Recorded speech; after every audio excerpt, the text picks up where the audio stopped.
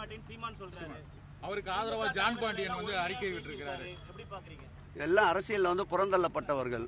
அவர்களை அடையாளப்படுத்திக் கொள்வதற்காக வாழும் மனிதராக, சமுதாயத்துடைய பகுத்தறிவு விடிவெள்ளியாக, நூற்றாண்டுக்கு மேலாக தமிழக மண்ணிலே வேரூன்றிய பெரியாரை அழிப்பது என்பது இனி ஒருவர் பிறந்து உருவெடுத்து வந்தால்தான் முடியும்.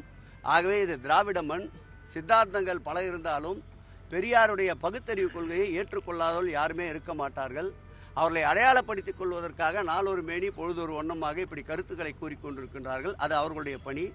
எங்களுடைய பணி சூரியன் உதயத்திற்கு முன்பு மக்களை சந்திப்பது, மக்களுடைய பயன்பாட்டிற்கு, மக்களுடைய அடிப்படை தேவைகளுக்கு, மக்களுடைய ஆதாரத்திற்கு தேவையான அனைத்து பணிகளையும் மேற்கொள்வது. இது எங்களுடைய பணி. ஆகவே அவர்களுடைய பணியை அவர்கள் செய்து கொண்டிருக்கிறார்கள். வாழ்க வசவாளர்கள். சபையில வந்து பொதுவெளியில சர்வதேச மையம் அமைக்கிறதுக்கு சுப்ரீம் கோர்ட் வச்சிருக்காங்க. தடையெல்லாம் இல்லை.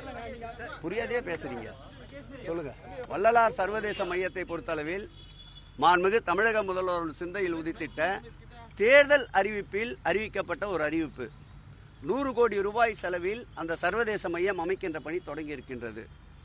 அதற்குண்டான அரசு நிதி திருக்கோயில் நிதி அல்ல, இந்து சமய அறநிலையத்துறை நிதி அல்ல, அரசினுடைய நிதிதான் அதற்கு முழுமையாக பயன்படுத்தப்பட்டு வருகின்றது. ஏற்கனவே உயர்நீதிமன்றத்தில் இது தொடர்பான பல வழக்குகள் வந்தது. அதில் ஏ பிரிவு, பி பிரிவு என்று இரண்டாக பிரித்து ஏ பிரிவிற்கு அனுமதி வழங்கப்பட்டு விட்டது.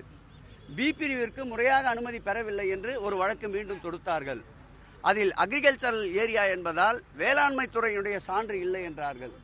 முழுவதுமாக பெறப்பட்ட அனுமதியை ரத்து செய்துவிட்டு புதிதாக விண்ணப்பித்து அதற்குண்டான அனுமதியும் பெற்றுவிட்டோம். அந்த பி பிரிவுக்குண்டான வழக்கு வாதங்கள்லாம் முடிவுற்று தீர்ப்பு ஒத்திவைக்கப்பட்டிருக்கின்றது. இதற்கிடையில் உச்சநீதிமன்றத்தை ஏற்கனவே ஏ பிரிவுக்கு வழங்கப்பட்ட அந்த உத்தரவை தடை செய்ய வேண்டும் என்று ஒரு மனுவினை அளித்தார்கள். அது உச்சநீதிமன்றத்தினுடைய மதிப்பிற்குரிய கணம் நீதிபதி மகாதேவன் அவர்களுடைய பெஞ்சுக்கு வந்தபோது அது தள்ளுபடி செய்யப்பட்டு விட்டது. மீண்டும் அதே வழக்கை மீண்டும் தடை கோரி மனு செய்திருந்தார்கள்.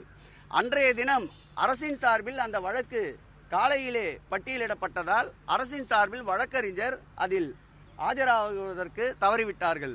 ஆகவே ஒரு தரப்பு ஆஜரானதால் வழக்கை 24ஆம் தேதிக்கு ஒத்திவைத்துவிட்டு ஸ்டேட்டஸ்கோ மெயின்டெனன்ஸ் என்று சொல்லிவிட்டு எங்களை கவுண்டர் போட சொல்லியிருக்கின்றார்கள். கவுண்டரை தயார் செய்து கொண்டிருக்கின்றோம். திறமையான வழக்கறிஞர்களை வைத்து நிச்சயமாக சட்ட போராட்டம் நடத்தி வள்ளுவரையும் வள்ளலாரையும் காழ்ப்புணர்ச்சி கொண்டு அவர்களுடைய புகழை மங்க செய்வதற்கு இந்த ஆட்சி என்னாலும் அனுமதிக்காது. நேற்றைக்கு கூட மாண்புமிகு தமிழக முதல்வர் அவர்கள் அதை எடுத்து கூறியிருக்கின்றார். நீண்ட நெடிய சட்ட போராட்டம் நடத்தி வள்ளலாருக்கு சர்வதேச மையம் எங்கள் தரப்பிலே இருக்கின்ற நியாயத்தை உச்சமன்றத்தில் சொல்லி அமைப்போம் என்ற உறுதியோடு இந்த அரசு செயல்பட்டு கொண்டிருக்கின்றது.